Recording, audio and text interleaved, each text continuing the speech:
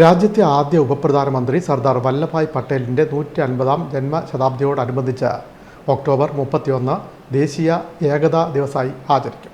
ഇതിനു മുന്നോടിയായി ആലപ്പുഴയിൽ മാരത്തോൺ സംഘടിപ്പിച്ചു.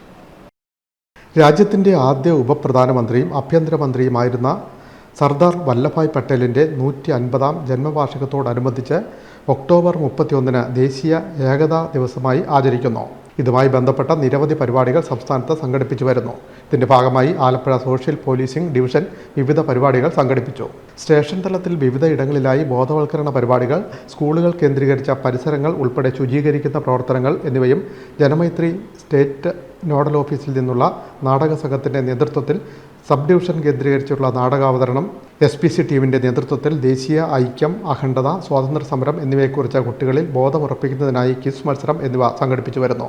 റൺ ഫോർ യൂണിറ്റി എന്ന മുദ്രാവാക്യമുയർത്തി ആലപ്പുഴ ബീച്ച് റോഡിൽ സംസ്ഥാനത്തെ വിവിധ ഭാഗങ്ങളിൽ നിന്നുള്ള ആളുകൾ പങ്കെടുത്തുകൊണ്ട് മാരത്തോൺ സംഘടിപ്പിച്ചു.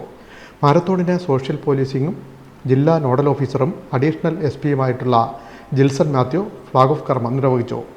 മാരത്തോണിൽ ഉടനീളം പങ്കെടുക്കുകയും ചെയ്തു. മാരത്തോണിൻ്റെ സമാപന ശേഷം ആലപ്പുഴ ജില്ലാ പോലീസ് മേധാവി MB മോഹനചന്ദ്രൻ IPS പങ്കെടുത്തവരെ അഭിസംബോധന ചെയ്തു. പങ്കെടുത്തവർക്ക് സർട്ടിഫിക്കറ്റുകളും വിതരണം ചെയ്തു.